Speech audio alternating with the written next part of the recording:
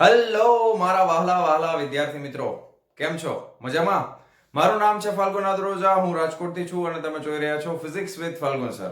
અને વહાલા વિદ્યાર્થી મિત્રો, અત્યારે આપણે જોઈ રહ્યા છીએ ધોરણ 11 ફિઝિક્સ ચેપ્ટર નંબર 5 ગતિના નિયમો, કે જેમાં લાસ્ટ લેક્ચરની અંદર આપણે ન્યૂટનના ગતિના બીજા નિયમના અગત્યના મુદ્દાઓ અને એને લગતા દાખલાઓ આપણે જોયેલા હતા.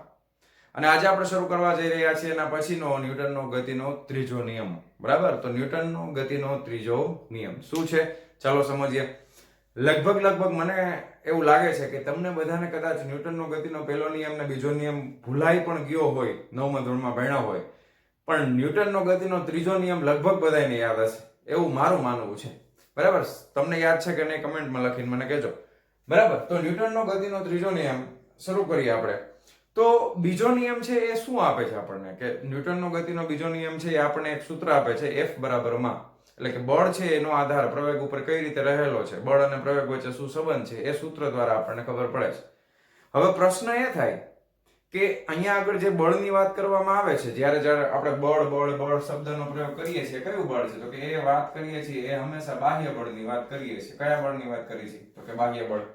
હવે આ બાહ્ય બળ છે એ આવ્યું ક્યાંથી, કેવી રીતે આવ્યું, કઈ જગ્યાએથી આવ્યું? તો આ બાહ્ય બળ જે છે એનો ઉદ્ગમ શું છે? બરાબર, ક્યાંથી ઉત્પન્ન થાય છે અને કયા પરિબળ દ્વારા આ બાહ્ય બળ ઉત્પન્ન થાય છે, એવો પ્રશ્ન ઉદ્ભવે કે નહીં? તો આ પ્રશ્નનો જવાબ આપણને ન્યૂટનના ગતિના ત્રીજા નિયમમાંથી મળે છે. સમજાણું તમને શું કહું છું?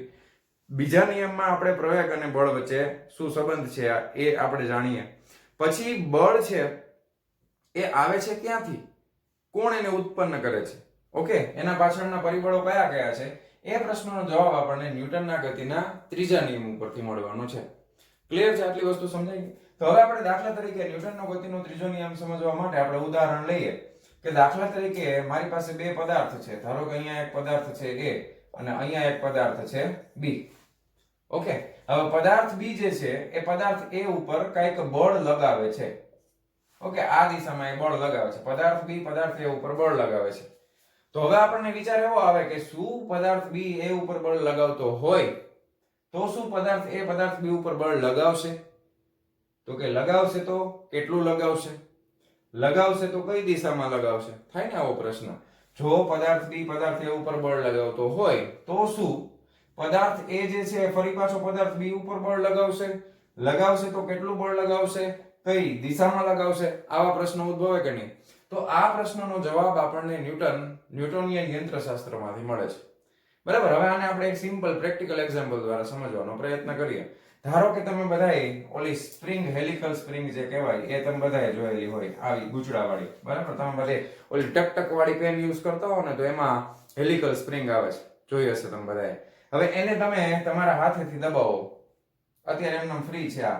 હવે એ સ્પ્રિંગને તમે આંગળી અને અંગૂઠાની વચમાં રાખી અને તમે દબાવો છો, પ્રેસ કરો છો. તો આપણે એને દબાવીએ તો એ પ્રેસ થઈ જાય એટલે એકદમ આ રીતે આમ નાની થઈ જશે ને, દબાવીએ એટલે. તો તમે શું કરો છો, સ્પ્રિંગ ઉપર તમે શું કર્યું? તો કે બળ લગાવ્યું. તો તમે જ્યારે દબાવેલી કન્ડિશનમાં રાખો છો સ્પ્રિંગને, તો સ્પ્રિંગ તમારા હાથ ઉપર શું કરે છે? બળ લગાવે છે કે નહીં? અનુભવ થાય છે કે નહીં? તો કે હા, થાય છે. અને તમે બધા નોટિસ કર્યું હોય કે સ્પ્રિંગ કાઢ નાખી એટલે આંગળી તમે આમ જોવો ને, પછી અહીંયા એકદમ સ્પ્રિંગનો જે ટૂંકમાં વ્યાસ જે હોય ને, ડાયામીટર, એવું ગોળ ગોળ અહીંયા છપાઈ ગયું હોય, જોયું છે ને બધાએ? એનો મતલબ એમ કે સ્પ્રિંગ, તમે જેટલું બળ સ્પ્રિંગ ઉપર લગાવો છો, સ્પ્રિંગ સામું બળ છે ને એ તમારા હાથ ઉપર લગાવે છે. સમજાણું? પણ આ ઉદાહરણ જે છે એમાં સ્પર્શની રીત છે, સ્પર્શ કરીને આપણે જોયું. પણ હવે કુદરતમાં આપણને ખબર છે કે એવા પણ બળો હાજર છે કે જેમાં સ્પર્શની જરૂર પડતી નથી, જેને આપણે ક્ષેત્ર બળો તરીકે ઓળખીએ છીએ. જેમ કે ગુરુત્વાકર્ષણ બળ, ચુંબકીય બળ, વિદ્યુતીય બળ. તો શું આવા બળોની અંદર આ ખ્યાલ છે એ સાચો પડે છે કે ખોટો પડે છે, એ આપણે જોવું પડે ને. તો કે એને ઉદાહરણ દ્વારા સમજીએ. ધારો કે આ માર્કર પેન છે કે નહીં, દેખાય ને? હવે આ માર્કર પેનને હું મૂકી દઉં આમ, તો શું થાય? તો કે ગુરુત્વાકર્ષણ બળની અસરના લીધે આ માર્કર પેન ક્યાં જાય છે? તો કે પૃથ્વીની સપાટી તરફ જાય છે. શું કામ? કારણ કે પૃથ્વી છે એના તરફ માર્કર પેન તરફ ગુરુત્વાકર્ષણ બળ લગાવે છે. એ જ રીતે કોઈ પથ્થર હોય એ હંમેશા ઉપર હશે તો એ નીચે પડશે. શું કામ પડશે? કારણ કે પૃથ્વી એના ઉપર ગુરુત્વાકર્ષણ બળ લગાવે છે. કેટલું બળ લગાવે તમને બધાને હવે તો ખબર જ હોય. બળ F બરાબર દળ ગુણ્યા શું થશે? પ્રવેગ. બીજા નિયમ ઉપરથી મળી જાય, F બરાબર m × g. એટલે આના ઉપર કેટલું બળ લાગશે? તો કે F બરાબર m × g. g છે એ ગુરુત્વીય પ્રવેગ છે, હંમેશા નીચે તરફ જ હોય, એટલે આના ઉપર એટલું બળ છે નીચે તરફ લાગતું હોય. એ બળ કોને લગાવ્યું તો કે પૃથ્વીએ. તો પ્રશ્ન એ ઉદ્ભવે કે તો શું આ માર્કર પેન જે છે એ કઈ પૃથ્વી ઉપર બળ લગાવશે કે નહીં લગાવે? તો જનરલી જ્યારે આપણે આવો અનુભવ કરતા હોય ત્યારે આપણને એમ લાગે કે ભાઈ પથ્થર છે કે માર્કર પેન છે અથવા ઉપરથી કોઈ નીચે વસ્તુ પડતી હોય તો એ લગભગ પૃથ્વી ઉપર કઈ બળ લગાવતું ન હોય એવું આપણને જોવા મળે છે.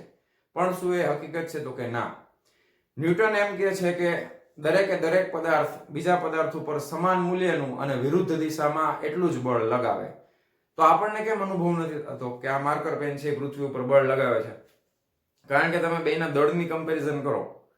આનું દળ છે એ ખૂબ જ ઓછું છે, જ્યારે પૃથ્વીનું દળ છે એ ખૂબ વિશાળ છે. પૃથ્વીનું દળ કેવું છે? ખૂબ વિશાળ. અને આ માર્કરનું દળ ખૂબ જ ઓછું છે. તો બંને બળો તો સરખા જ લગાવે છે, પણ પૃથ્વી ઉપર એ બળ એટલું બધું સૂક્ષ્મ હોય છે કે પૃથ્વીને એની કાંઈ અસર જોવા મળતી નથી. બરાબર છે? આ એના જેવું છે કે તમે હાથીને એક લાફો મારી દો ને હાથી તમને એક લાફો મારી દે તો કોને અસર વર્તાય? તો કે આપણને જ વર્તાય. હાથી આવડો મોટો હોય, હવે એને જઈને આપણે એક લાફો મારીએ, હાથીને લગભગ કાંઈ ન થાય. એક ખાલી આમ સૂંઢ કરી દે આપણે તો ઉડી જાય એમ. બરાબર? તો આ એના જેવી વસ્તુ છે. સમજ્યા તમે? તો પથ્થર છે એ પણ પૃથ્વી ઉપર બળ લગાવે છે. એટલે દરેક વસ્તુ આપણને શું ખબર પડી કે હવે આ કેસ માટે આપણો જવાબ શું હશે? તો કે આના માટે આપણો જવાબ એ હશે કે પદાર્થ બી જેટલું બળ પદાર્થ એ ઉપર લગાવે છે એટલું જ બળ પદાર્થ એ પદાર્થ બી ઉપર લગાવે છે અને વિરુદ્ધ દિશામાં લગાવે છે. એટલે તમે જુઓ, અહીંયા આગળનો એરો આમ તરફ છે, આ બાજુનો એરો આ તરફ છે. ક્લિયર છે? તો આવા બધા અનુભવો આપણને રિયલ લાઈફમાં જોવા મળે છે. પ્રેક્ટિકલ લાઈફમાં આવા બધા અનુભવો જોવા મળે છે. તો આ આપણે જે ઉદાહરણો જોયા એના ઉપરથી કઈ કઈ વસ્તુ સાબિત કરી શકાય? તો કે ન્યૂટોનિયન યંત્રશાસ્ત્ર આપણને એવું કહે છે કે કુદરતની અંદર પેલું આપણને એવું શીખવા મળે છે કે કુદરતમાં બરાબર છે બળ હંમેશા બળ એકાકી નથી હોતા. બળ જે છે એ એકાકી એટલે કે એકલું. બરાબર? બળ કોઈ દિવસ એકલું એકાકી હોતા નથી. કુદરતમાં બળ એકાકી હોતા નથી. એટલે બળ કોઈ દિવસ એકલું નહીં હોય. બરાબર છે? બે બળો લાગતા જ હશે. પછી બળ શું કરે છે? તો કે બળ જે છે એ બળો હંમેશા જોડમાં જ હોય છે. એકલું બળ હોય ને, હમણાં પહેલા જ કીધું કે એકલું બળ નહીં હોય એટલે બળની હંમેશા જોડ હશે. જોડ હશે તો કેટલા બળ હોય? તો કે બે બળ હોય. ઓકે, તો બળ હંમેશા જોડમાં જોવા મળશે. બળ કોઈ દિવસ એકાકી નહીં હોય. ઓકે, પછી આ બંને બળો શું કરે છે? તો કે બંને બળો જે છે ને એ પરસ્પર આંતરક્રિયા કરે છે. આંતરક્રિયા એટલે શું થાય? તો કે એકબીજા ઉપર જે અસર કરે, બે બળ એકબીજા ઉપર જે અસર કરે એને શું કહેવાય? તો કે આંતરક્રિયા કહેવામાં આવે છે. પછી વ્યવહારમાં આપણે શું જોઈએ છીએ કે બંને બળો બરાબર છે, બંને બળો એટલે કે બંને બળોના મૂલ્ય સમાન અને દિશા એકબીજાથી વિરુદ્ધ હોય છે. આવું આપણને ખબર પડી જ્યારે આપણે વ્યવહારમાં આ બધા અનુભવો કર્યા ત્યારે આપણને આટલી વસ્તુ જાણવા મળી. બરાબર છે કે બળો હંમેશા જોડમાં હોય, બળ કોઈ દિવસ એકલું ન હોય, પરસ્પર આંતરક્રિયા કરતા હોય એકબીજા સાથે, બંને બળના મૂલ્ય સમાન અને એકબીજાથી વિરુદ્ધ દિશાના હોય. તો આ બધા ખ્યાલો જે છે એ આપણને ન્યૂટનના ગતિના ત્રીજા નિયમ તરફ દોરી જાય છે. ક્લિયર છે? સમજાઈ ગયું આટલી વસ્તુ? આ બધી જ વસ્તુ આપણને ન્યૂટનના ગતિના ત્રીજા નિયમ તરફ દોરી જાય છે. આ ખાસ અગત્યના મુદ્દાઓ છે. આને જ આપણે ભેગા કરી ન્યૂટનનો ગતિનો ત્રીજો નિયમ બનાવવાના છે. બરાબર? તો ફટાફટ આ તમારે જે કઈ લખવું હોય એ લખી નાખો. વિડીયો પોઝ કરીને હું આ રબ કરી નાખું છું અને પછી આપણે જોઈએ છે ન્યૂટનના ગતિના ત્રીજા નિયમનું ટૂંકમાં વાક્ય આખું. ચાલો જવા દઉં છું. લખી નાખજો. ચાલો વિદ્યાર્થી મિત્રો, હવે આપણે ન્યૂટનનો ગતિનો ત્રીજો નિયમ લખશું. જે અનુભવો આપણે જોયા એના ઉપરથી ન્યૂટનનો ગતિનો ત્રીજો નિયમ હું લખું છું. લગભગ તો તમને યાદ જ હશે કે દરેક ક્રિયાબળ એટલે શું થાય? તો કે એક્શન. દરેક ક્રિયાબળને હંમેશા સમાન અને વિરુદ્ધ દિશામાંનું પ્રતિક્રિયાબળ, કેવું? પ્રતિક્રિયાબળ, જેને ઇંગ્લિશમાં કહેવાય રિએક્શન, હોય છે.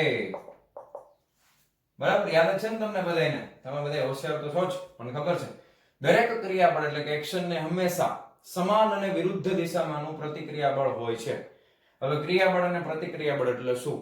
ખરેખર આ શબ્દ છે ને ગુજરાતીમાં આપણે ક્રિયાબળ એવું પાછળ બળ શબ્દ આવે છે, પણ ઇંગ્લિશ તમે શબ્દ જોશો ને તો એમાં એક્શન લખેલું છે. બળને ઇંગ્લિશમાં ફોર્સ કહેવાય. તો અહીંયા પાછળ ક્યાંય ફોર્સ શબ્દ નથી. જો રિએક્શનમાં ફોર્સ નો આવે ને એક્શનમાં ફોર્સ નો આવે, એટલે આમાં ઘણા બધા કન્ફ્યુઝન હતા. અને આનું ઇંગ્લિશ વાક્ય એટલું બધું મસ્તીનું છે કે કવિતા બોલતા એવું લાગે. તમને બધાને લગભગ યાદ હશે. ઇંગ્લિશ વાક્યમાં આપણે હું એકવાર ઇંગ્લિશમાં લખી નાખું કે two every action there is always equal and opposite reaction. આ એનું ઇંગ્લિશ વાક્ય છે. એટલે એકદમ સરસ વાક્ય, અલંકૃત શબ્દ વાપર્યો છે ટેક્સ્ટ બુકમાં. બરાબર, અહીંયા ઓલવેઝ શબ્દ આવશે, ટેક્સ્ટ બુકમાં નથી લખ્યો, કારણ કે તમે ગુજરાતીમાં લખો છો હંમેશા, હંમેશા એટલે ઓલવેઝ થાય જ છે. તો two every action there is always equal and opposite reaction. દરેક એક્શન એટલે કે દરેક ક્રિયાબળને હંમેશા તેના જેટલું જ પણ વિરુદ્ધ દિશામાંનું પ્રતિક્રિયાબળ હોય છે. આ વાક્યનો તમે પ્રેક્ટિકલ લાઈફમાં ઘણી જગ્યાએ ઉપયોગ કરો છો. દાખલા તરીકે હું એકદમ મસ્ત એક્ઝામ્પલ આપું, તમને ત્રીજો નિયમ ફટ દઈને યાદ રહી જાય. તમે દાખલા તરીકે કોઈને ખેંચીને એક ઝાપટ મારો, ખેંચીને એક ફડાકો મારો, બરાબર. તમે દાખલા તરીકે કોઈ વ્યક્તિને જમણા ગાલ ઉપર ખેંચીને ફડાકો મારો છો, તેનું મસ્ત મજાનું રિએક્શન શું આવે? તો કે ખેંચીને તમને ડાબા ગાલ ઉપર એક ફડાકો મારી દેશે, બરાબર. જેટલું જોરથી માર્યું હોય, ઘણી વાર તો એવું હોય કે વ્યાજ સહિત આપે, બરાબર. તો એવી રીતે આપણે આને મજાકમાં લઈ લઈએ છીએ. ટૂંકમાં ન્યૂટનનો ગતિનો ત્રીજો નિયમ છે ને યાદ રાખવા માટે આવા બધા મજાકથી તમે વાક્ય બનાવ્યો હોય તો તમને યાદ રહી જાય. હવે આવા બધા મજાકના લીધે શું થાય છે ખબર છે? કે ઘણા બધા છે ને આ ક્રિયાબળ અને પ્રતિક્રિયાબળને સમજવામાં આપણે થાપ ખાઈ જાય છે. ખબર નથી પડતી કે ખરેખર ક્રિયાબળ અને પ્રતિક્રિયાબળ એટલે શું કહેવા માંગે છે. એનો મિનિંગ આપણને સાચો સમજાતો નથી. એટલે હવે આ જે ન્યૂટનનો ગતિનો ત્રીજો નિયમ છે, આને લગતા અમુક અગત્યના મુદ્દાઓ ક્રિયાબળ અને પ્રતિક્રિયાબળ આ શબ્દોને ધ્યાનમાં રાખીને આપણે જોવાના છે, બરાબર છે. તો ખાસ તમે આ વ્યાખ્યા જે છે એ યાદ રાખવાની છે. તમને લગભગ યાદ જ હશે. તો આ વ્યાખ્યા છે હું જવા દઉં છું, અને હવે આપણે જોવાના છે એને લગતા અગત્યના મુદ્દાઓ, બરાબર. કે આમાં આ ક્રિયાબળ અને પ્રતિક્રિયાબળ એટલે શું, એ શું દર્શાવે છે. એટલે તમારે એવું સમજવાનું કે પાછળ બળ શબ્દ નહોતો એટલે એક્શન અને રિએક્શન એટલે શું એમ સમજવાનું છે. ક્લિયર? તો એ 4 મુદ્દા છે, આપણે ધ્યાનથી જોવાના છે. ફટાફટ 3 કે 4 મુદ્દા છે, તો વિડીયો પોઝ કરીને આટલું લખી નાખો પહેલા, અને પછી એ મુદ્દા આપણે 1 બાય 1 જોઈએ છીએ. ચાલો જવા દઉં છું. ચાલો વિદ્યાર્થી મિત્રો, તો હવે આપણે ન્યૂટનના ગતિના ત્રીજા નિયમના અમુક અગત્યના મુદ્દાઓ જોવાના છે, બરાબર. તો હવે આપણે હેડિંગ મારી દઈએ અગત્યના મુદ્દાઓ. કોના? તો કે ન્યૂટનના ગતિના ત્રીજા નિયમના. હું લખતો નથી ડિટેલમાં, પણ તમે સમજી જજો. એના જ હોય ને, ત્રીજો નિયમ લખ્યો છે તો એના જ મુદ્દા હોય ને. તો પહેલો મુદ્દો શું કહે છે? પહેલો મુદ્દો આપણને એમ કહે છે કે તમે જે શબ્દ પ્રયોગ કરો છો કયા? તો કે ક્રિયાબળ, જેને આપણે ઇંગ્લિશમાં એક્શન કહીએ છીએ, અને બીજો શબ્દ પ્રયોગ કરો છો પ્રતિક્રિયાબળ. પ્રતિક્રિયાબળ જેને આપણે ઇંગ્લિશમાં કહેવાય છે રિએક્શન. હવે આ બંને છે ને એ કોને દર્શાવે છે? તો કે આ બે વસ્તુ છે ને બળને દર્શાવે છે. કોને દર્શાવે છે? બળને. તમને એમ થાય કે સર એ તો ખબર જ પડી જાય ને, જો આ ક્રિયાબળ પ્રતિક્રિયાબળ પાછળ બળ તો આવ્યું, પણ આપણે ખરેખર ન્યૂટને જે ગતિના નિયમો ઇંગ્લિશમાં કીધા હતા ને એને આપણે ગુજરાતીમાં શીખી છીએ. એટલે આનું ગુજરાતી આપણે આપણી ઈચ્છા પ્રમાણે ક્રિયાબળ કરેલું છે, આનું ગુજરાતી આપણી ઈચ્છા પ્રમાણે પ્રતિક્રિયાબળ કરેલું છે. એટલા માટે કર્યું છે કે તમને ભૂલ ન પડે. ખાલી ક્રિયા ન લખે. એક્શન એટલે ખરેખર ક્રિયા થાય, પણ અહીંયા આગળ એક્શન નો મતલબ ક્રિયાબળ લખી નાખ્યો છે, અને રિએક્શન નો મતલબ પ્રતિક્રિયા બળ લખી નાખ્યો છે. જો પાછળ ખરેખર તો રિએક્શન એટલે પ્રતિક્રિયા થાય, એમાં પાછળ બળ ન આવે, પણ તમારે ભૂલ ન પડે એટલા માટે જ અહીંયા બળ શબ્દનો પ્રયોગ આપણે કર્યો છે. જો ગુજરાતીમાં સમજ્યા તમે? એટલે તમારે પહેલા મુદ્દામાં એમ લખવાનું કે ખરેખર ક્રિયાબળ અને પ્રતિક્રિયાબળ છે એ બીજું કંઈ નથી પણ બળ જ છે.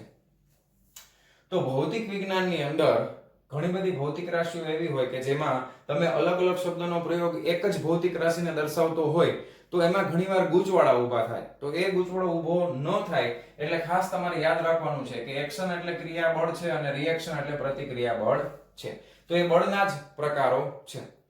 તો તમારે ન્યૂટનના ગતિના ત્રીજા નિયમને સરળ ભાષામાં, તમારી ભાષામાં લખવું હોય તો કઈ રીતે લખી શકાય? તો તમે આ રીતે લખી શકો કે બળો હંમેશા જોડ એટલે કે એને ઇંગ્લિશમાં પેર કહેવાય. બરાબર છે. તો બળો હંમેશા જોડમાં જ ઉદ્ભવે છે અથવા તો લાગે છે. બળો હંમેશા જોડમાં જ લાગે છે. બરાબર. પછી એ પદાર્થ પર બી પદાર્થ દ્વારા લાગતું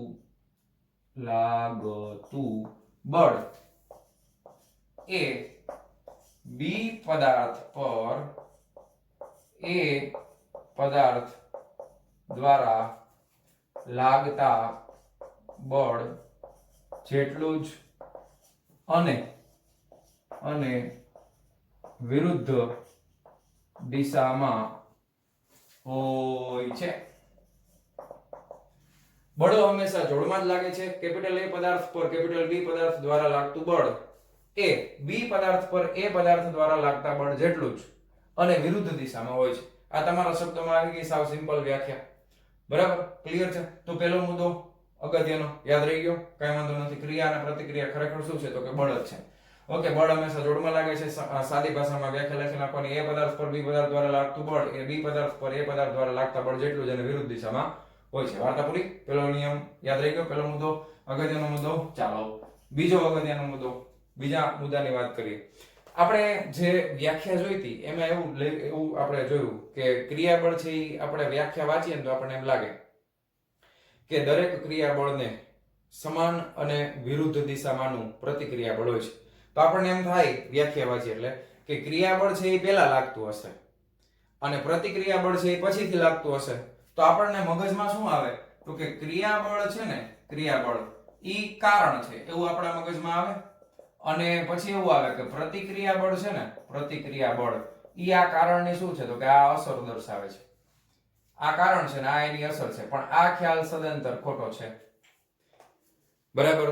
ક્રિયાબળ અને પ્રતિક્રિયાબળને કારણ અને અસર જેવો કોઈ સંબંધ કારણ અસરનો કોઈ સંબંધ છે નહીં. તમે લખવાનું કે કારણ અસર નો કોઈ સંબંધ અસ્તિત્વ ધરાવતો નથી. કોઈ સંબંધ નથી. ટૂંકમાં લખું છું અત્યારે કોઈ સંબંધ નથી. શું કામ? આપણે જે સ્પ્રિંગ વાળું ઉદાહરણ જોયું જેમાં તમે સ્પ્રિંગને હાથેથી દબાવો છો તો જેવી સ્પ્રિંગ દબાવવાની શરૂ થાય તરત જ સ્પ્રિંગ તમારા હાથ ઉપર બળ લગાવવાનું શરૂ કરી દેશે. તમે ઓછી સ્પ્રિંગ દબાવશો તો ઓછું બળ લાગશે, વધારે દબાવશો તો વધારે બળ તમારા હાથ ઉપર લાગશે. તો એવું થઈ ગયું કે તમે પહેલા દબાવી દીધી સ્પ્રિંગે પછી બળ લગાવ્યું? ના, તાત્ક્ષણિક જ થાય, સીધું જ લાગે. સમયનો કોઈ તફાવત વચમાં જોવા મળતો નથી. બરાબર છે. તો ક્રિયાબળ અને પ્રતિક્રિયાબળ છે એમાં કારણ અસરનો કોઈ સંબંધ જોવા મળતો નથી. ઓકે. અને તમે એવું લખી શકો કે બંને એક જ સમયે લાગે છે. બંને ક્યારે લાગે છે? તો કે એક જ સમયે લાગે છે. જે સમયે ક્રિયાબળ લાગે એ જ સમયે પ્રતિક્રિયાબળ લાગે. તો તમે ક્રિયાબળની જગ્યાએ કોઈ પણ બે બળની જોડમાં જોઈએ ને, હંમેશા બળ તો જોડમાં જ હોય છે. તો તમે કોઈ પણ એકને ક્રિયાબળ નામ આપી શકો, બીજા કોઈ પણ એકને પ્રતિક્રિયાબળ નામ આપી શકો છો. એવું જરૂરી નથી કે પહેલા તમે આને જ ક્રિયાબળ નામ આપો અને બીજાને તમે પ્રતિક્રિયાબળ. એવું નહીં. ગમે એને રેન્ડમલી કોઈ પણને પ્રતિક્રિયાબળ નામ આપી દો, ક્રિયાબળ નામ આપી દો, કાંઈ વાંધો નથી. ક્લિયર છે? બીજો મુદ્દો સમજાઈ ગયો? ઓકે. હવે ત્રીજો મુદ્દો ધ્યાનથી જોઈએ, અગત્યનો. દાખલા તરીકે ક્રિયાબળ અને પ્રતિક્રિયાબળ સમાન મૂલ્યના અને વિરુદ્ધ દિશાના છે તો શું બે એક જ પદાર્થ ઉપર લાગે છે? તો કે ના. બંને બળો ક્રિયાબળ અને પ્રતિક્રિયાબળ બે અલગ અલગ પદાર્થો પર લાગે છે. બરાબર. આ બળ કોના ઉપર લાગે છે? તો કે બળો બે અલગ પદાર્થો પર લાગે છે. તો એક પદાર્થ ઉપર જો ક્રિયાબળ લાગે તો બીજા પદાર્થ ઉપર કયું ગણવાનું? પ્રતિક્રિયાબળ ગણવાનું. હવે પ્રશ્ન એ થાય કે બે જો સમાન મૂલ્યના વિરુદ્ધ દિશાના હોય તો કુલ બળ, ચોખ્ખું બળ ગણવામાં આવે તો પ્લસ માઇનસ 0 ન થઈ જાય? થાય કે નહીં એવો પ્રશ્ન? તો દાખલા તરીકે આપણે બે પદાર્થનો વિચાર કરીએ. ફરી પાછા પદાર્થ A અને પદાર્થ B, બે પદાર્થો આપણી પાસે છે અને એ પદાર્થ B પદાર્થ ઉપર કંઈક બળ લગાવે છે અથવા B એ ઉપર કંઈક બળ લગાવે છે. તો ન્યૂટનના ગતિના ત્રીજા નિયમ પ્રમાણે આપણે આમ લખી શકાય F of AB એટલે પદાર્થ A પર લાગતું બળ B પદાર્થ દ્વારા સદિશના સ્વરૂપમાં બરાબર તમે શું લખશો? F of BA B પદાર્થ ઉપર લાગતું બળ A પદાર્થ દ્વારા. વચમાં શું આવે? અહીંયા માઈનસની નિશાની. શું કામ? વિરુદ્ધ દિશાના છે એવું દર્શાવવા માટે. તો હવે તમને ખબર છે કે ન્યૂટનના હવે આ બંને તો ખરેખર તો એવું જ થાય ને કે તમારે ચોખ્ખું બળ ગણવું છે આખા તંત્રનું, પણ ખરેખર આ આખું તંત્ર નથી. એ સ્વતંત્ર છે, આ સ્વતંત્ર છે અને બી પણ સ્વતંત્ર છે અત્યારે. અને તમે જો ગતિનો અભ્યાસ કરતા હો તો ગતિના અભ્યાસ માટે, બરાબર છે, અભ્યાસ માટે કોઈ એક બળને ધ્યાનમાં લેવું. ગતિના અભ્યાસ માટે કોઈ એક બળને ધ્યાનમાં લેવું. બે બળને ધ્યાનમાં લઈએ તો જવાબ 0 થઈ જાય, બરાબર. પણ કારણ કે એ સ્વતંત્ર છે બી એ સ્વતંત્ર છે, પણ દાખલા તરીકે એવું હોય કે બંને સ્વતંત્ર નથી, આખું તંત્ર ભેગું છે. તંત્ર ભેગું હોય એનો મતલબ શું કે a વત્તા b. હવે આ આખું તંત્ર દર્શાવે છે. આ તંત્રના અંદરના ભાગો છે બે. આ તંત્રનો a ભાગ છે, આ તંત્રનો b ભાગ છે, અને બે ભેગા મળીને કામ કરે છે. તો તંત્રનું આંતરિક બળ જો ગણવામાં આવે તો જવાબ શું આવશે? ચોખ્ખા બળનો 0 આવશે. આ બધું આપણે ડિટેલમાં પ્રકરણ નંબર 7 ની અંદર અભ્યાસ કરવાનો છે, બરાબર છે. આખું તંત્ર વિચારવામાં આવે તો તંત્રના અંદરના બળોનો જો સરવાળો કરવામાં આવે તો એનો જવાબ આવશે 0. મેં તમને ખબર હોય તો પહેલા એક ગાડીનું ઉદાહરણ આપણે જોયું હતું કે ગાડી રસ્તા ઉપર દોડે છે, એની પાછળનું કારણ એનું એન્જિન નથી, બરાબર. પહેલા તો એમ જ થાય કે આ સાહેબને ખબર જ નથી, એન્જિન વગર ગાડી થોડી હાલે, હાલો એન્જિન કાઢી નાખો, ગાડી હલાવો. કહેવાનો મતલબ એમ નથી, એન્જિનના લીધે જ ગાડી હાલે છે. પણ એક બીજી ખૂબ અગત્યની વસ્તુ છે કે ગાડીના ટાયર અને રસ્તા વચ્ચે જે ઘર્ષણ થાય છે એ ઘર્ષણના લીધે ગાડી ચાલે છે. તમે ડાયરેક્ટલી એમ ન કહી શકો એન્જિનના લીધે ગાડી ચાલે છે, સમજે છે. એન્જિન તો ગાડીનું અંદરનું બળ છે, એટલે આંતરિક બળ થઈ ગયું કે નહીં? એના લીધે ગાડી નથી ચાલતી. કોના લીધે ચાલે છે? તો કે વ્હીલ, ટાયર અને રસ્તા વચ્ચેના ઘર્ષણના લીધે. તમને ખબર છે જો ઘર્ષણ નહીં હોય તો વ્હીલ ન્યા ફેરા કરશે, પણ ગાડી પોતાની જગ્યાએ સ્થિર હશે, સમજાણું? તો ગાડી ગતિ જ નહીં કરી શકે. એન્જિન ગમે એટલું ભલે સ્પીડમાં હાલતું હોય, જો ટાયર અને જમીનની વચ્ચે ઘર્ષણ જ ન હોય તો ગાડી ચાલી જ ન શકે. તો આ કેસની અંદર તમારે બાહ્ય બળને ધ્યાનમાં લેવાનું છે, તંત્રનું આંતરિક બળ નહીં. ખ્યાલ આવ્યો? તો આ 3 મુદ્દા ખૂબ અગત્યના છે, તમારે આને યાદ રાખવાના છે, બરાબર. તો ફટાફટ આ 3 મુદ્દાને યાદ રાખી લ્યો, લખી નાખો તમારી બુકમાં. અને હવે આપણે જોઈએ છીએ આના પછીનો ટોપિક. ચાલો વિડીયો પોઝ કરીને લખી લેજો, જવા દઉં છું. ચાલો વિદ્યાર્થી મિત્રો, હવે આપણે જોવાના છીએ ઉદાહરણ નંબર 5.5. શું કહે છે? આકૃતિમાં દર્શાવ્યા મુજબ બે એક સમાન બિલિયર્ડ બોલ.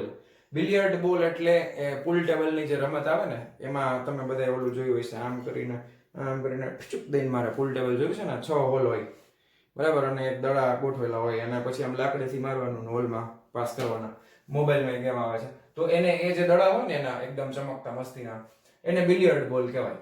ઓકે, તો એક દ્રઢ દિવાલ પર સમાન ઝડપથી પણ જુદા જુદા કોણે અથડાઈને ઝડપમાં કોઈ ફેરફાર વિના પરાવર્તન પામે છે. એટલે આ આકૃતિ એ છે આપણા માટે, આ આકૃતિ બી છે. ઓકે, તો અહીંયા આગળ જો દડો ભટકાણો પાછો આવતો રહ્યો, અહીંયા આગળ દડો ભટકાણો પાછો, જાતી વખતે વેગ u, વળતી વખતે વેગ u, જાતી વખતે u, વળતી વખતે u, પણ બેયમાં ખૂણા અલગ અલગ છે. આ દિવાલની આરે 90 ના ખૂણે ભટકાય છે, આ દિવાલને લંબની સાથે 30 ડિગ્રીના ખૂણે ભટકાય છે. ઓકે, તો દરેક બોલને લીધે દિવાલ પર લાગતા બળની દિશા કઈ હશે? દિવાલ વડે બંને બોલ પર લગાડેલા આઘાતના માનનો ગુણોત્તર કેટલો હશે? પહેલો પ્રશ્ન એમ છે કે દિવાલ પર લાગતા બળની દિશા. તો તમે સમજો કે બોલ આ દિશામાં જાય છે, તો બોલ છે, ધારો કે આપણે દિશા નક્કી કરવા માટે આપણે યામ પદ્ધતિ નક્કી કરવી પડે, તો એકદમ આપણે સિમ્પલ આ x અક્ષ લઈ લઈએ, આને આપણે y અક્ષ લઈ લઈએ, બરાબર. આ ધન x દિશા, આ ઋણ x દિશા. તો દડો છે એ દિવાલ ઉપર ધન x દિશામાં બળ લગાવે, તો દિવાલ છે એ દડા ઉપર ઋણ x દિશામાં બળ લગાવે છે ને, એવું દેખાય છે જો લંબ દિશામાં લાગે. પણ આ કેસમાં પહેલી નજરે આપણે જોઈએ તો શું લાગે? તો કે દડો છે ને એ દિવાલ ઉપર ધન x દિશા સાથે 30 ડિગ્રીના ખૂણે બળ લગાવે, તો દિવાલ છે એ દડા સાથે ઋણ x દિશામાં 30 ડિગ્રીના ખૂણે બળ લગાવે. જવાબ ખોટો છે બીજાનો, સમજાય છે? એવું કેમ થાય છે એ આપણે જોઈએ, હાલો. તો એ ગણતરી કરશું તો જ આપણને ખ્યાલ આવશે. તો આપણે એવું ધારી લઈએ કે બોલ છે, દડો, એ દડાનું દળ છે એ m છે, અને એનો પ્રારંભિક અને અંતિમ વેગ કેટલો છે? તો કે u છે. તો પહેલા કિસ્સા માટે આપણે ગણતરીની શરૂઆત કરીએ. હવે મારે ગોતવું શું છે? દિવાલ પર લાગતા બળની દિશા. હવે બળ માટે મારી પાસે કયો ડેટા જોઈએ? તો કે બળ બરાબર F બરાબર માં દળ ગુણ્યા પ્રવેગ. તો મારી પાસે પ્રવેગ પણ નથી, દળ મેં ધારેલું છે, એટલે મને સીધું બળ કઈ મળે નહીં. પણ મારે બળ નથી જોતું, બળની દિશા હશે, દિશા જોઈએ છે. તો યાદ કરો, બળની દિશા એટલે આઘાતની દિશા, આઘાતની દિશા એટલે વેગમાનમાં ફેરફારની દિશા. તો વેગમાન મળી શકે? તો કે હા, વેગમાન મળી શકે. શું કામ? ખબર પડી? પાછું સમજો. મારે બળની દિશા જોઈએ છે, બળ મળી શકે એવું છે નહીં, વેગમાનનો ફેરફાર મળી શકે, વેગમાનના ફેરફાર ઉપરથી આઘાત મળે, આઘાતની દિશા એ જ બળની દિશા થાય. એટલા માટે આ પ્રશ્નના જવાબમાં આપણે આઘાત ગોતશું. એ ગતિના બીજા નિયમની મદદથી ગોતશું અને એ આઘાત આવશે અને ગતિના ત્રીજા નિયમમાં મૂકી દેશું એટલે આપણને દિવાલ દડા ઉપર કેટલું બળ લગાવે છે મળી જશે. વાર્તા પૂરી. ઓકે, તો અહીંયા આગળ પ્રારંભિક વેગમાન અને અંતિમ વેગમાન. હવે દિશા બે છે, જો x અક્ષ પણ છે અને y અક્ષ પણ છે. તો પહેલા કિસ્સાને આપણે અહીંયા સોલ્વ કરીએ તો અહીંયા આપણે લખી નાખીએ કિસ્સો a. બરાબર, એનું સોલ્યુશન આપણે કરીએ છીએ. તો x દિશામાંના વેગમાનના બે ઘટકો મળે, પ્રારંભિક વેગમાન અને અંતિમ વેગમાન. તો વેગમાનની સંજ્ઞા છે p, x દિશાનું છે એટલે px અહીંયા લખી નાખું છું પ્રારંભિક. x દિશાના પ્રારંભિક વેગમાનનો ઘટક, x દિશામાં પ્રારંભિક વેગમાનનો ઘટક એટલે m u થશે. કઈ દિશામાં? પ્રારંભિક એટલે દડો જમણી બાજુ જાય છે, જમણી બાજુ એટલે +x એટલે અહીંયા આવશે પ્રારંભિક ઘટક mu. પછી એવી જ રીતના py, y દિશાનો પ્રારંભિક ઘટક આપણે લખી નાખીએ પ્રારંભિક ઘટક. તો એ કેટલો થઈ જશે? 0. કેમ? તો કે અહીંયા પહેલા કિસ્સામાં તો દડો ખાલી x દિશામાં જ ગતિ કરે છે એટલે વેગ ખાલી x માં છે, y માં વેગ કેટલો છે? 0. તો પ્રારંભિક y નો ઘટક 0 થઈ જશે. એવી રીતના તમને px નો અંતિમ ઘટક મળશે. અંતિમ ઘટક એટલે કેટલો? તો કે અંતિમ ઘટક એટલે દડો ભટકાઈને આ બાજુ જાય છે. તો કઈ દિશામાં જાય છે? ધનમાં કે ઋણમાં? તો કે ઋણ x માં જાય છે. આમ તો ઋણ x માં જાય છે તો -mu થશે ને, કારણ કે વેગની દિશા -u થઈ ગઈ. દળ તો અચળ છે, અદિશ રાશિ છે, એમાં કઈ દિશા હોય નહીં, પણ વેગની દિશા હોય એટલે -mu થઈ જશે. બરાબર. એવી જ રીતના py તમે અંતિમ લેશો એ શું આવશે? પાછું 0 જ આવશે, કારણ કે y દિશામાં કઈ વેગ છે જ નહીં. તો હવે વેગમાનનો ફેરફાર. હવે આના ઉપરથી તમને ખબર પડે કે વેગમાનનો ફેરફાર. તો વેગમાનનો ફેરફાર એટલે શું થાય? તો કે ડેલ્ટા p. તો ડેલ્ટા p ના બે ઘટક મળે, ડેલ્ટા px અને ડેલ્ટા py. અંતિમ માઈનસ શું કરવું પડે? પ્રારંભિક. તો અહીંયા આગળ તમને ખબર છે આનું તો 0 થઈ જવાનું છે એટલે વેગમાનનો ફેરફાર આપણને ખાલી કઈ દિશામાં મળશે? તો કે x દિશામાં મળશે. એમાં અંતિમ માઈનસ પ્રારંભિક એટલે -mu કેટલા આવ્યા? -2mu. ઓકે, તો વેગમાનનો ફેરફાર છે ઈ શું બતાવે? તો કે આઘાત. બરાબર, વેગમાનનો ફેરફાર છે એ શું બતાવે છે? તો કે વેગમાનનો ફેરફાર બરાબર તો શું થાય? તો કે આઘાત થાય. થાય કે નહીં? ઓકે, તો વેગમાનનો ફેરફાર છે એ તમને બતાવે છે આઘાત. તો અહીંયા આગળ તમને આઘાત મળે છે એ -2mu મળે છે. તો આઘાતની જે દિશા છે, આઘાતની દિશા એ તમને શું આપે? તો કે બળની દિશા. તો એ ખાસ ધ્યાનથી સમજજો, આઘાતની દિશા બરાબર કોની દિશા થાય? તો કે બળની દિશા. હવે આઘાતની દિશા કેવી રીતે ખબર પડે? તો કે પ્લસ માઇનસ ઉપરથી. શું છે? તો કે માઇનસ છે અને ખાલી કયા ઘટક છે? તો કે x દિશાના, y માં તો 0 છે. તો માઇનસ છે એનો મતલબ એમ કે ઋણ x દિશામાં લાગે છે. તો બળની દિશા કઈ થઈ જશે? તો કે ઋણ x દિશામાં બળ લાગે. લાગે કે નહીં? y દિશામાં તો કોઈ ઘટક જ નથી, કારણ કે py અંતિમ એટલે 0, -py પ્રારંભિક એટલે 0, 0 - 0 જવાબ આવે 0 અને માઇનસ એટલે ડાબી તરફ. ખબર પડી? ઋણ x દિશા. તો પહેલાનો જવાબ આપણને એમને ખબર પડી જતી, પણ બીજા કિસ્સામાં આપણને ખબર પડતી નહોતી. તો કાલો કાંઈ વાંધો નહીં, આપણે કરીએ ને સાબિત. એમાં હું વાંધો? બરાબર ને? કરી નાખશું ને? બોલો હા કે ના? હાથ પાડી સર. તો કિસ્સો b ધ્યાનથી સમજો. કિસ્સા b માં આ જ રીતે કરવાનું છે. પ્રારંભિક ઘટક આપણે લેશું તો px આપણે લખી નાખીએ px પ્રારંભિક. x દિશાનો પ્રારંભિક ઘટક. મારા વાલા વિદ્યાર્થી મિત્રો ધ્યાનથી સમજો. કોઈ બળ, કોઈ વેગ આ દિશામાં હોય તો આના બે ઘટકો મળશે. એક સમક્ષિતિજ ઘટક મળે અને એક શિરોલંબ ઘટક મળે. બરાબર, સમક્ષિતિજ ઘટક એટલે આ x દિશા થાય, શિરોલંબ ઘટક એટલે આ y દિશા થાય. ધ્યાન આપો. અહીંયા જે ખૂણો હોય, ખૂણો આ, બરાબર, અહીંયા u આપેલું છે, અહીંયા u આપેલું છે, અહીંયા ખૂણો આપેલો છે x અક્ષની સાથેનો. તો એનો સમાંતર ઘટક, સમક્ષિતિજ ઘટક કેટલો થાય? તો કે u cos 30. થિયરીમાં ભણ્યા છીએ આપણે વિદ્યાર્થી મિત્રો. અને આનો શિરોલંબ ઘટક કેટલો થાય? u sin 30. કેટલો થાય? u sin 30. u sin 30 ની દિશા કઈ તરફ આવે? તો કે એરો આમ છે જો, એટલે આની દિશા આ તરફ આવે. આમ શું આવે નીચે તરફ? તો કે ઋણ y આવે. કેટલું આવે? તો કે ઋણ y આવે. બરાબર ને? ઋણ y આવશે. અને આ ધન x દિશા છે. કઈ દિશા છે? તો કે ધન x દિશા છે. આ ધ્યાનથી સમજો. તો હવે તમે જુઓ કે આના માટે પ્રારંભિક આપણે લખીએ છીએ. તો px માટે પ્રારંભિક ઘટક તો વેગમાન છે એટલે m u આવશે, પણ ખાલી u નહીં આવે. x દિશાની વાત કરીએ છીએ ને, x અક્ષ પરનો ઘટક. તો x અક્ષ પરનો ઘટક એટલે વેગનો ઘટક શું છે? તો કે u cos 30. તો આમાં કેટલા થઈ જશે? દળ m u cos 30 થઈ ગયું. એવી રીતના તમે લખો py પ્રારંભિક. y દિશામાંનો પ્રારંભિક ઘટક ક્યાં છે? તો કે ઋણ y દિશામાં છે. ઋણ y દિશામાં હોય તો શું આવે? -mu sin 30, કારણ કે ઋણ y દિશામાં છે ને એટલે -mu sin 30. એવી જ રીતે બીજું ડ્રોઈંગ કરું તમને વધારે આઈડિયા આવે. એમાં વેગ આમ છે, જો u આ દિશામાં છે તો આ x દિશા છે. ઓકે, હવે એની આરે જે ખૂણો બને છે એ અહીંયાથી બને છે. x દિશામાં ખૂણો અહીંયાથી બને છે, જો 30 ડિગ્રી બને છે ને બીજી આકૃતિમાં. આ x અક્ષ છે. હવે આ વેગનો ઘટક મારે લેવો છે, આમ આવશે તો એક આને સમાંતર ઘટક આપણે લેશું તો u cos 30 થશે. પણ કઈ દિશામાં છે? તો કે x આ બાજુ ધન આ બાજુ ઋણ એટલે -u cos 30 થાય. અને બીજો એરો આમ છે એટલે નીચે તરફ આવે તો આ કેટલો આવશે? તો કે -u sin 30. બરાબર. અને અહીંયા હું પહેલેથી અહીંયા સંજ્ઞા આપી દઉં -u sin, નીચે તરફ છે ને અને આ ધન તરફ છે એટલે +u cos 30. બરાબર. તો હવે તમારે લખવાનું છે આ પ્રારંભિક અને આ અંતિમ. બરાબર છે, x દિશાના. હવે એવી જ રીતના આપણે px અંતિમ માટે લખશું. px અંતિમ, અંતિમમાં કેટલો આવ્યો? જો x દિશાનો અંતિમ કેટલો આવ્યો? -u cos 30 છે એટલે -mu cos 30. અને py અંતિમ, અંતિમ કેટલો આવશે વેગમાન? -mu sin 30. સમજાણું તમને આ? ઓકે, તો આ ડાયાગ્રામ તમને ન સમજાણું હોય તો આ બે ડ્રો કરી નાખો સાઈડમાં. હવે હું એને ડાયાગ્રામને જવા દઉં છું કારણ કે બોર્ડ નાનું છે, જગ્યા ઓછી છે. ચાલો આ જવા દઉં છું. બે ખાલી સમજાવવા માટે ડ્રો કરેલા છે. આ તમને ખાસ આવડવું જોઈએ, એના વગર કઈ નહીં થાય. આ બે ખૂણા હારે કેવી રીતે આપણે લખવું, બરાબર ને? નહીં આવડે તો એમ નહીં, તમને પ્રેક્ટિસ થઈ જાય. ગણતરીનો દાખલા એટલે એમને પ્રેક્ટિસ થઈ જવાની, આવડી જ જશે. ન હું આવડે, દુનિયામાં એવું કઈ નથી ન આવડે એવું, બધું આવડે. મૂંઝાવું નહીં. હાલો, તો હવે આપણે અહીંયા પાછું શું કરશું? તો કે વેગમાનનો ફેરફાર જે આમાં કર્યું છે એ જ આમાં કરવાનું છે. તો વેગમાનનો ફેરફાર, વેગમાનનો ફેરફાર એટલે અહીંયા બે ફેરફાર થશે. જો ડેલ્ટા px આવશે તો હું અહીંયા લખું, ટેક્સ્ટ બુકમાં નથી લખ્યું, પ્લસ ડેલ્ટા py આવે. x દિશાનો x ઘટકનો ફેરફાર પ્લસ y ઘટકનો ફેરફાર. તો x ઘટકનો ફેરફાર એટલે અંતિમ માઈનસ પ્રારંભિક કરો એટલે -mu cos 30 -mu cos 30 થાય ને. હવે ડાયરેક્ટ લખું છું, જગ્યા ઓછી છે એટલે. જો ફરીથી સમજાવું, અંતિમ માઈનસ પ્રારંભિક એટલે -mu cos 30 લખશો, પછી માઈનસ કરશો +mu cos 30 એટલે માઈનસ માઈનસ પ્લસ થઈ જાય એટલે -2mu cos 30 આવશે. બરાબર, આ પ્લસ.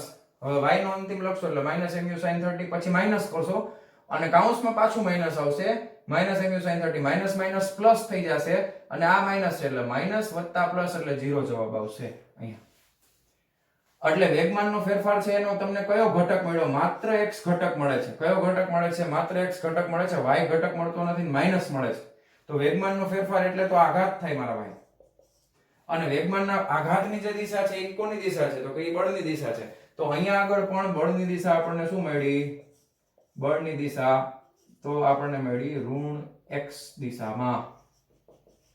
બરાબર છે. આ બળ કોણ લગાવે છે? તો કે દિવાલ છે એ દડા ઉપર બળ લગાવે છે, એ ઋણ x દિશામાં છે. દડો દિવાલ ઉપર બળ લગાવે છે એ ધન x દિશામાં છે. બે કેસમાં દડો દિવાલ ઉપર ધન x દિશામાં બળ લગાવે છે, દિવાલ દડા ઉપર ઋણ x દિશામાં બળ લગાવે છે. ક્લિયર છે? તો પહેલા પ્રશ્નનો જવાબ આપણને આ રીતે મળી જશે. હવે એમ પૂછ્યું છે કે દિવાલ વડે બંને બોલ પર લગાડેલા આઘાતના માનનો ગુણોત્તર. તો આઘાતનું મૂલ્ય આટલું છે, તો આઘાત આ દિશા સાથે છે. બરાબર, આઘાતનું અહીંયા મૂલ્ય અને દિશા આ બંને આપેલું છે. તો માત્ર મૂલ્ય જોતું હોય તો પહેલા કિસ્સામાં આઘાતનું મૂલ્ય કેટલું થાય? તો કે આઘાતનું માત્ર મૂલ્ય, બરાબર છે, તો માત્ર મૂલ્ય છે એ કેટલું થાય? તો કે 2mu પ્લસ કરી દેવાનું, માનાંકમાં લખો. તો અહીંયા માત્ર મૂલ્ય, આઘાતનું માત્ર મૂલ્ય કેટલું થાય? તો કે 2mu cos 30 માઈનસ ખાઈ જવાનું. બરાબર. તો દિવાલ વડે બંને પર લગાડેલા આઘાતના માનનો ગુણોત્તર એટલે ઉપર આ લખવાનું, ભાગાકારમાં આ લખવાનું. ગુણોત્તર એટલે બેનો ભાગાકાર. બરાબર છે. તો આપણે અહીંયા ખાલી લખું છું ગુણોત્તર, જગ્યા ઓછી બચાવું છું. ગુણોત્તર એટલે શું? તો કે પહેલાનું આઘાતનું મૂલ્ય 2mu, બીજાના આઘાતનું મૂલ્ય 2mu cos 30. 2mu કેન્સલ થઈ ગયા. cos 30 એટલે કેટલા થાય વાલા વિદ્યાર્થી મિત્રો? √3 ભાગ્યા 2. છેદનો છેદ ક્યાં વયો જાય? અંશમાં. એટલે 2 ભાગ્યા √3 આવશે. કેટલા આવશે? 2 ભાગ્યા √3. બરાબર. તમને બધાને √3 ની કિંમત તો ખબર જ હોય, 1.732 આવે ને. એટલે 2 ભાગ્યા 1.732 કરો એટલે 1.15 જવાબ આવે છે. એપ્રોક્સિમેટલી 1.1547. બરાબર. એટલે આ એપ્રોક્સિમેટ આનો જવાબ આવે 1.15. ટેક્સ્ટ બુકમાં તમને જવાબ લગભગ 1.2 આપેલો છે, નિયર અબાઉટ, નજીકતમ. બરાબર. હા, ટેક્સ્ટ બુકમાં 1.2 લખ્યો છે, બાકી ખરેખર જવાબ શું આવે? 1.15 આવે. 2 ભાગ્યા √3 કરો એટલે 1.15 જવાબ આવે. તમારે જે આવતો હોય એ જ લખો પરીક્ષામાં. આપણે કઈ ગોખીને થોડો બેઠો હોય કે નિયર અબાઉટ આટલું લખી નાખવાનું. 0.15 ને 2 માં હજી ઘણો ડિફરન્સ આવે ને, 0.05 નો ડિફરન્સ આવે. બરાબર. તો આ હતો ઉદાહરણ નંબર 5.5. ક્લિયર છે? ચાલો લખી નાખો ફટાફટ. જવા દઉં છું. હા, વિડીયો પોઝ કરીને લખી લેજો. ચાલો વિદ્યાર્થી મિત્રો, હવે આપણે જોવાના છીએ વેગમાનનું સંરક્ષણ. વેગમાન વિશે તમને બધાને ખબર છે. વેગમાન એટલે શું થાય? તો કે દળ ગુણ્યા વેગ. વેગ કેવી રાશિ છે? તો કે સદિશ રાશિ. તો વેગમાન એ કેવી રાશિ થાય? તો કે સદિશ રાશિ. પણ વેગમાનનું સંરક્ષણ એટલે શું? તો કે આપણે જે ન્યૂટનનો ગતિનો બીજો નિયમ અને ત્રીજો નિયમ ભણ્યા છે એના ઉપરથી આ એક વસ્તુ બહુ અગત્યની સાબિત થઈને આવે છે કે વેગમાન છે એનું સંરક્ષણ થાય છે. કેવી રીતે થાય છે એને સમજવા માટે એક બેસ્ટ ઉદાહરણ આપણે લઈએ છીએ, ગન અને બુલેટનું. બરાબર. તો ગન અને બુલેટનું ઉદાહરણ લેવા માટે ધારો કે મારી પાસે આ કોઈ ગન છે, મને જેવી દોરતા આવડે છે એવી હું દોરું છું. બરાબર. પછી એવું ન કહેતા કે સર આમ આ ગન આવી થોડી હોય.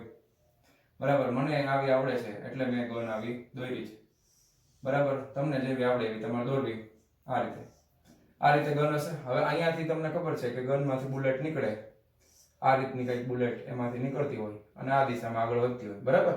ગન અને બુલેટનું બેસ્ટ એક્ઝામ્પલ લઈએ છીએ. પહેલી વસ્તુ ખાસ ધ્યાન આપો, આ ગનને એક કણ તરીકે લેવાની છે, બુલેટને પણ એક કણ તરીકે લેવાની છે. આને ગન શબ્દ કહેવાય, આને બુલેટ કહેવાય. શું કહેવાય? બુલેટ.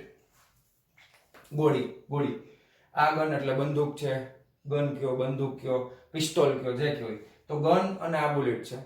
આને એક કણ તરીકે લેશું, આને પણ એક કણ તરીકે લેશું. આ કણોનું અલગ કરેલું તંત્ર છે. એટલે વળી શું?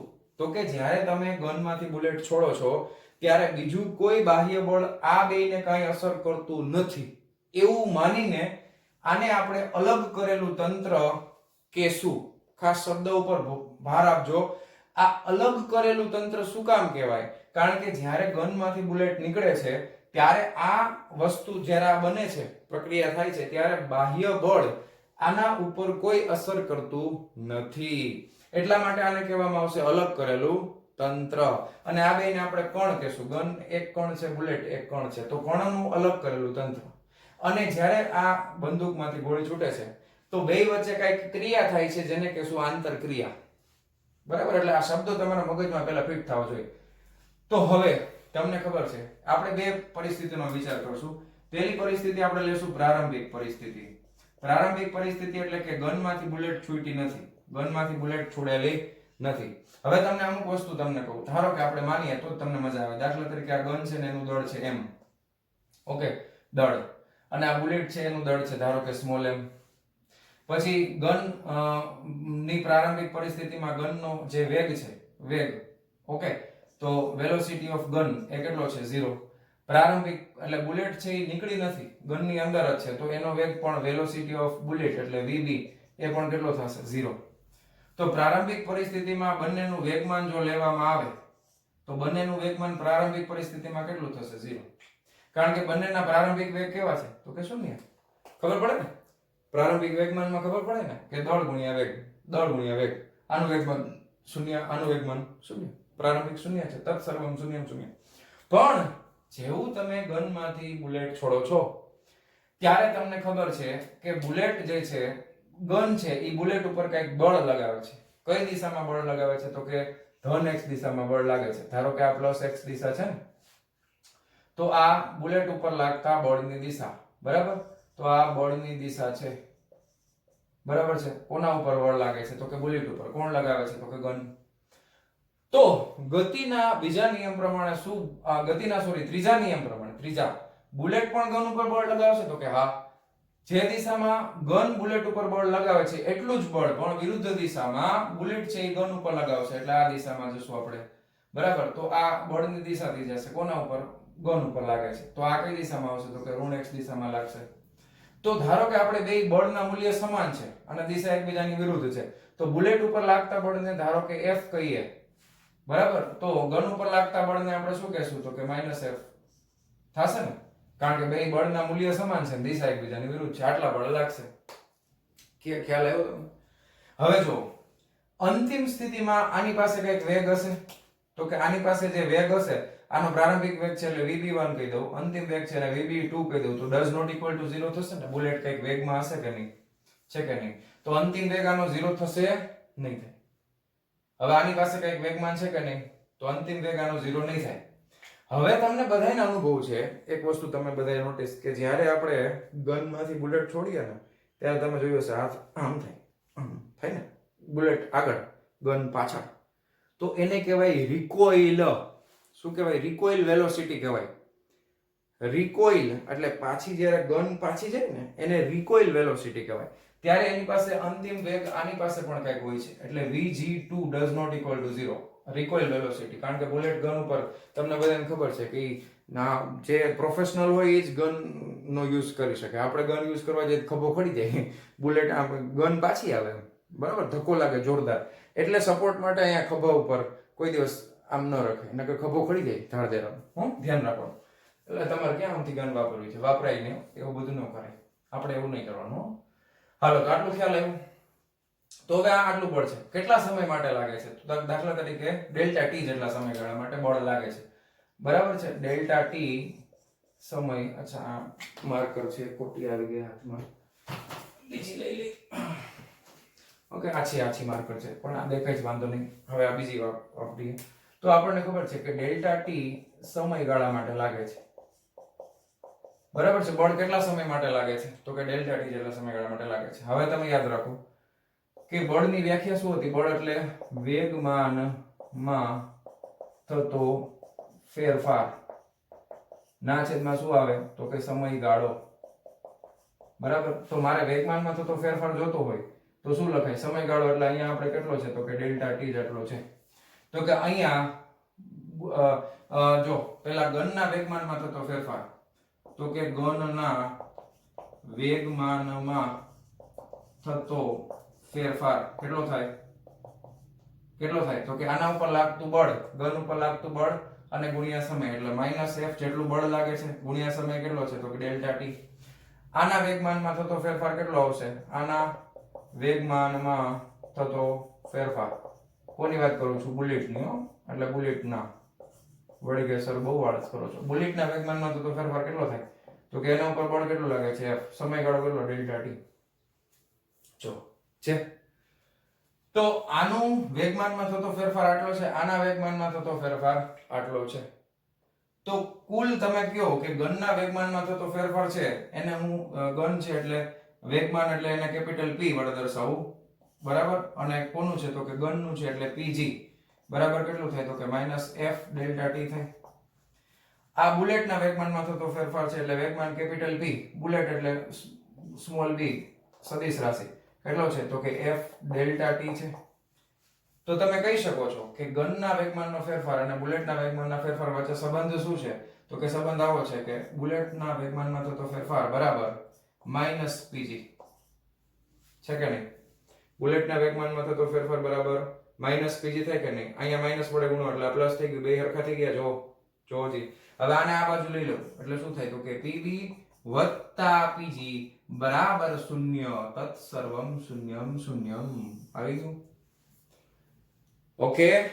તો હવે જો બેયના વેગમાનનો સરવાળો કરીએ તો જવાબ કેટલો આવે છે? 0. એટલે તમે કહી શકો કે પ્રારંભિક વેગમાન પણ શૂન્ય હતું અને અંતિમ આખા તંત્રનું, મેં શું કીધું?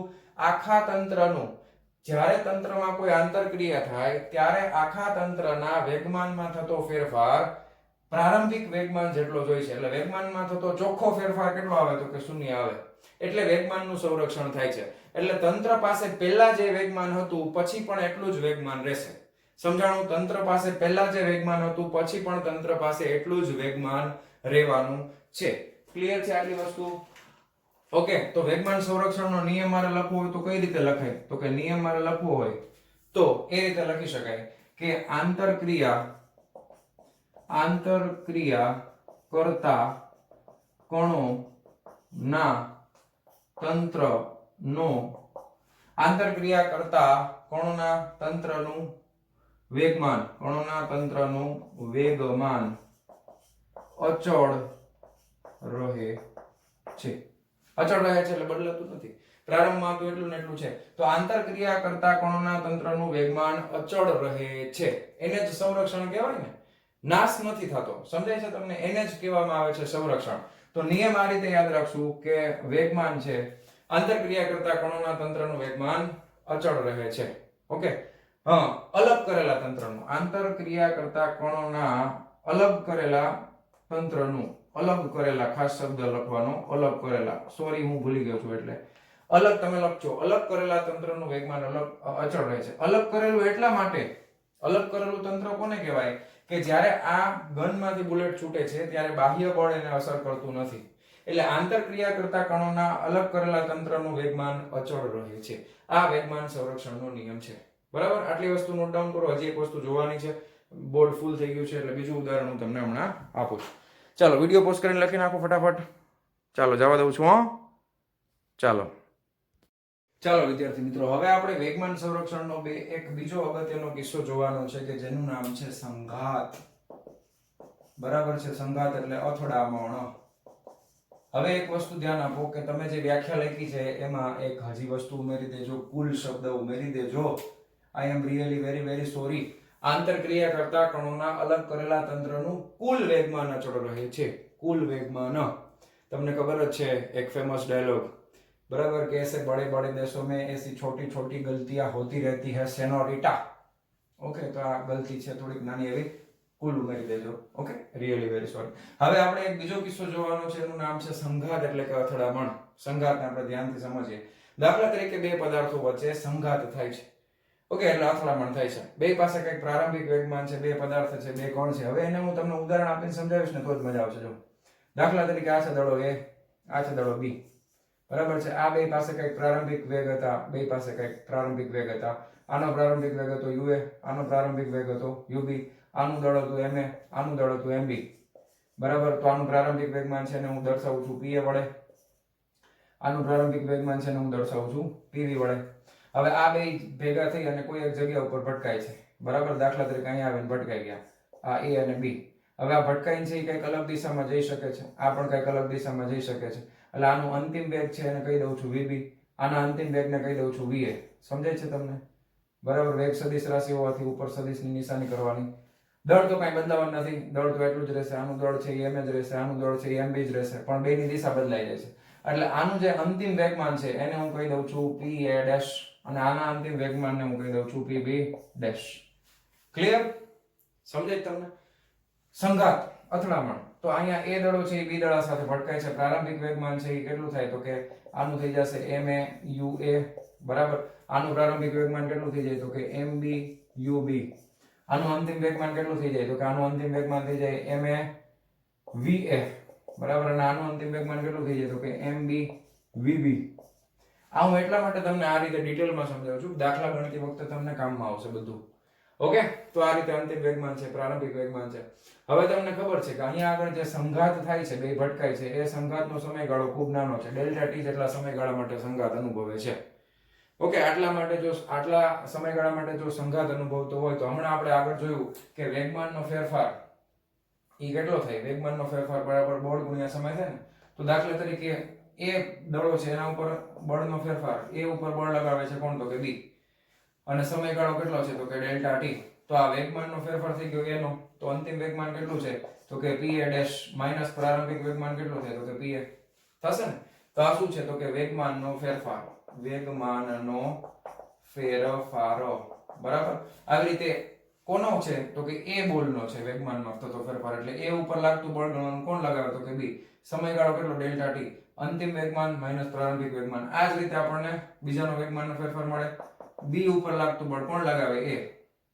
બરાબર, અહીંયા સદિશની નિશાની કરી નાખું. ડેલ્ટા ટી કેટલું થાય તો કે એનું અંતિમ વેગમાન કેટલું છે તો કે PB' માઈનસ પ્રારંભિક વેગમાન કેટલું હતું તો કે PB.